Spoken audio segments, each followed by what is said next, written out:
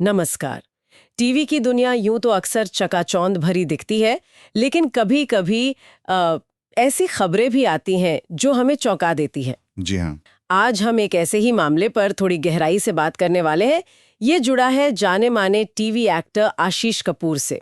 उन्हें हाल ही में एक बहुत ही गंभीर आरोप में गिरफ्तार किया गया है। ये एक ऐसी खबर है जिसने इंडस्ट्री में और उनके फैंस के बीच काफी हलचल मचा दी है। बिल्कुल, काफी शॉकिंग डेवलपमेंट है ये। हाँ, तो हमारी ये जो पूरी बातचीत है, ये आज यानी 4 सितंबर 2025 के सिनेमा एक्सप्रेस में छपी एक रिपोर्ट पर आधारित है। ओके। और हमारा इरादा सिर्फ ये नहीं कि खबर बता दें, बल्कि हम कोशिश करेंगे कि रिपोर्ट में जो बातें सामने आई हैं, जो डिटेल्स हैं और जो आशीष कपूर की एक पब्लिक इमेज बनी हुई है, उसको थोड़ा समझें। सही है, कॉन्टेक्स्ट देखना जरूरी है। बिल्कुल।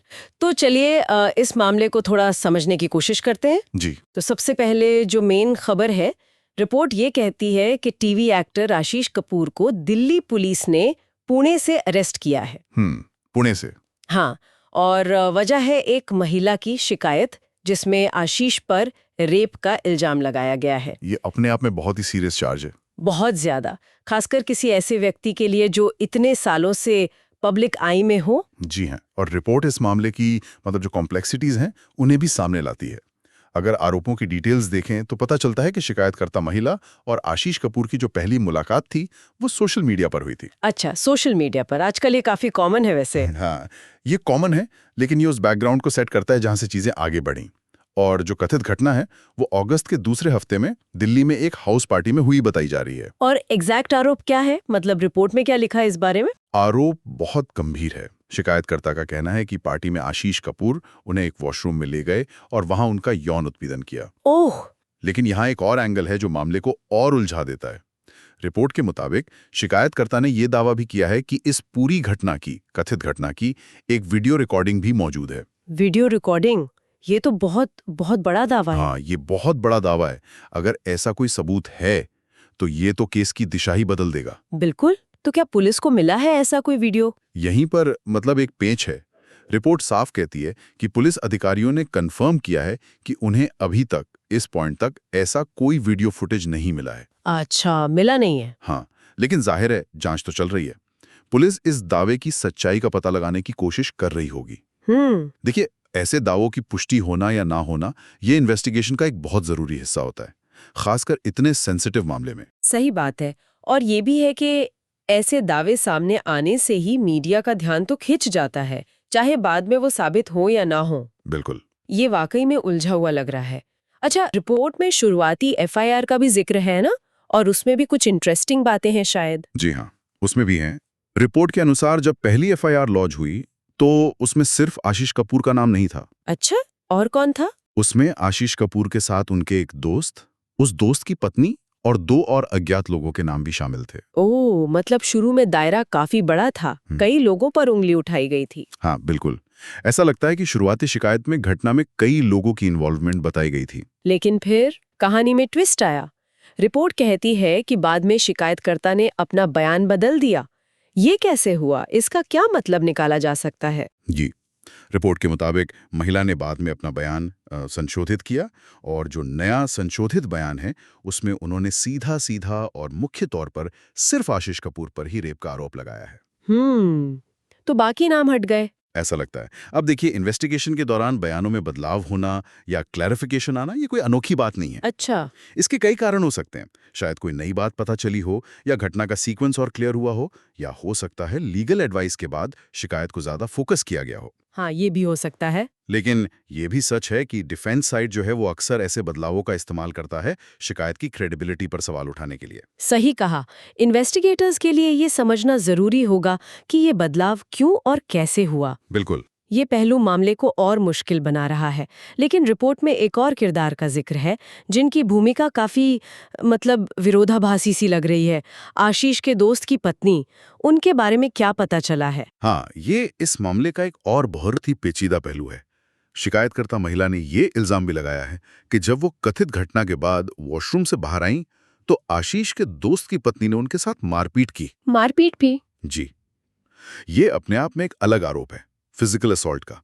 लेकिन यहीं पर एक बड़ा कॉन्ट्रडिक्शन सामने आता है। रिपोर्ट में ये भी लिखा है कि जिस महिला ने पुलिस कंट्रोल रूम यानी पीसीआर को कॉल करके घटना की इन्फॉर्मेशन दी, वो भी यही दोस्त की पत्नी थी। एक मिनट, क्या मतलब जिस पर मारपीट का आरोप है उसी ने पुलिस को बुलाया? ये कैसे हो सकता है? ये तो समझ से बाहर है। देखिए, पहली नजर में ये बिल्कुल विरोधाभासी लगता है और कई सवाल खड़े करता है। हाँ, जैसे कि क्या मारपीट का आरोप सही है? अगर हाँ, तो फिर पुलिस को कॉल क्यों किया गया? क्या कॉल किसी और मोटिव से की गई थी, या फिर कॉल पहले हुई और मारपीट बाद में, या कहानी कुछ और ही है जो अभी हमें पता नहीं। बहुत सारे सवाल हैं। हाँ, इन्वेस्टिगेटर्स को इन सब के जवाब ढूंढने होंगे। उन्हें उस रात की पार्टी का माहौल, वहां कौन कौन था, उनके आपसी रिलेशन कैसे थे, कोई गवाह था या नहीं, कॉल का टाइम, कॉल में क्या कहा गया, ये सब बहुत बारीकी से देखना होगा। बिल्कुल, ये दिखाता है कि शुरुआती जानकारी के आधार पर किसी नतीजे पर पहुंचना कितना गलत हो सकता है। एग्जैक्टली। चलिए, ये तो हुई गिरफ्तारी और आरोपों की बात, जो काफी उलझी हुई है। अब थोड़ा पीछे चलते हैं, ये समझते हैं कि आशीष कपूर हैं कौन, उनका करियर कैसा रहा है, क्योंकि उनकी एक खास पब्लिक इमेज भी है जो इस मामले में और भी रेलेवेंट हो जाती है। जी बिल्कुल। आशीष कपूर, जन्म 17 अक्टूबर 1984, दिल्ली में। एक्टिंग में आने से पहले उनका रास्ता थोड़ा अलग था। रिपोर्ट बताती है कि वो शुरू में इंटीरियर डिजाइनर थे। हाँ, ये इंटरेस्टिंग है। कई बार एक्टर्स अलग अलग फील्ड से आते हैं। हाँ, तो एक्टिंग में उनका पहला कदम 2010 में पड़ा। शो था शश शश फिर कोई है, हॉरर शो था ये। जी हाँ, शायद ये वो शो नहीं है जिससे ज्यादातर लोग उन्हें पहचानते हों। सही कहा। उनको असली पहचान, मतलब घर घर में पहचान मिली 2011-12 में एक शो आया था, देखा एक ख्वाब। हाँ बिल्कुल। उसमें उन्होंने प्रिंस उदयवीर सिंह का रोल किया था। मुझे याद है वो शो और उनका कैरेक्टर दोनों काफी पॉपुलर हुए थे। हाँ, देखा एक ख्वाब उनके करियर के लिए एक टर्निंग पॉइंट था। वो जो शाही किरदार था, उसने उन्हें एकदम से लाइमलाइट मिला दिया। वो सिर्फ एक रोल नहीं था, उसने उन्हें टीवी इंडस्ट्री में एक तरह से रोमांटिक चार्मिंग हीरो के तौर पे एस्टैब्लिश कर दिया। हाँ, सही है। और अगर हम बड़ी पिक्चर देखें तो इस शो ने उनके आगे की करियर के लिए एक मजबूत बेस तैयार किया। उन्हें लीड रोल्स मिलने लगे। और उसके बाद तो उन्होंने कई जाने माने टीवी सीरियल्स में काम किया। लिस्ट काफी लंबी है। बंदिनी, सरस्वती चंद्रा। हाँ, सरस्वती चंद्रा में भी उनका काम सराहा गया था। 7 फेरे, सलोनी का सफर, वो अपना सा, और अभी हाल में मौलक की रिश्तों की अग्नि परीक्षा। रियलिटी शो लव मैरिज या अरेंज्ड मैरिज में भी दिखे थे। जी। मतलब वो लगातार एक्टिव रहे हैं और अलग अलग तरह के रोल भी किए हैं। हाँ, लेकिन शायद उनकी सबसे यादगार भूमिकाओं में से एक, या यूं कहें कि सबसे ज्यादा दर्शकों तक पहुंचने वाली भूमिकाओं में से एक, वो थी ये रिश्ता क्या कहलाता है। हाँ, वो शो तो बहुत लंबा चला। बहुत लंबा। और उसमें उनका किरदार था निखिल का। वो शो तो जैसे हर घर में देखा जाता था। तो उसमें जो उनका किरदार था वो एक फैमिली मैन का था। इस तरह के किरदारों ने और उनके बाकी पॉजिटिव रोल्स ने मिलकर उनकी एक खास तरह की इमेज बनाई, एक भरोसेमंद, एक सुलझा हुआ पारिवारिक इंसान। और यहीं पर आकर ये जो मौजूदा स्थिति है ये और भी ज्यादा शॉकिंग लगती है ना? एक तरफ तो सालों से बनी ये अच्छे लड़के वाली इमेज, हाँ, और दूसरी तरफ इतने संगीन आरोप। निश्चित रूप से यही कॉन्ट्रास्ट इस खबर को सिर्फ एक क्राइम रिपोर्ट नहीं रहने देता। सही। यह सवाल उठाता है पब्लिक पर्सोना और प्राइवेट रियलिटी के बीच के फर्क पर। दर्शक अक्सर एक्टर्स को उनके ऑन स्क्रीन किरदारों से जोड़ लेते हैं, खासकर जब वो लंबे समय तक कोई रोल निभाएं। हाँ, बिल्कुल। और जब ऐसे एक्टर पर इतने गंभीर आरोप लगते हैं तो ये सिर्फ उनके करियर पर असर नहीं डालता, बल्कि दर्शकों का जो एक भरोसा होता है उसको भी चोट पहुंच गई है। ये दिखाता है कि सेलिब्रिटी कल्चर में इमेज कितनी इंपॉर्टेंट है और कितनी नाजुक भी। तो अगर हम अब तक की सारी बातें, सारी जानकारी एक साथ रखें तो तस्वीर क्या बनती है? हमारे पास एक पॉपुलर टीवी एक्टर हैं जी, जिनकी पहचान ज्यादातर पॉजिटिव फैमिली वाले किरदारों से है। अब उन पर एक महिला ने रेप जैसा बेहद गंभीर आरोप लगाया है। कहानी शुरू होती है सोशल मीडिया मुलाकात से। कथित घटना दिल्ली की एक पार्टी के वॉशरूम में हुई बताई जा रही है। जी। मामले में कई पेच हैं। एफआईआर में पहले कई नाम थे, बाद में सिर्फ एक पर फोकस हुआ। एक वीडियो का दावा है जो मिला नहीं है, और सबसे उलझाने वाली बात दोस्त की पत्नी की भूमिका, जिस पर खुद मारपीट का आरोप है, उसी ने पुलिस को कॉल भी किया। बिल्कुल, ये सब मिलकर एक बहुत ही कंफ्यूजिंग और कॉन्ट्राडिक्टरी पिक्चर बनाते हैं। हाँ बिल्कुल। और यहीं पर यह दोहराना बहुत बहुत जरूरी है कि हमारी ये जो पूरी बातचीत है, ये सिनेमा एक्सप्रेस की रिपोर्ट, पुलिस की शुरुआती जानकारी और शिकायतकर्ता के बयानों पर आधारित है। हाँ, ये सिर्फ अभी तक की जानकारी है। हाँ, जैसा हमने कहा, पुलिस की जांच अभी चल रही है।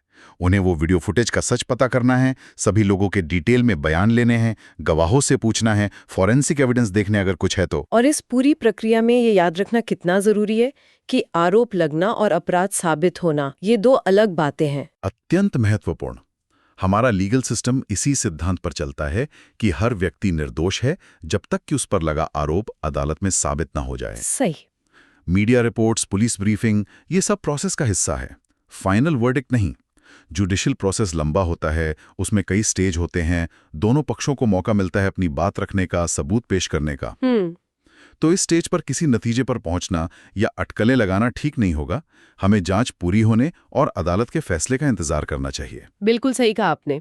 तो संक्षेप में एक बार फिर दोहराएं तो आज हमने टीवी एक्टर आशीष कपूर की गिरफ्तारी और उन पर लगे गंभीर आरोपों के मामले को समझने की कोशिश की। जी।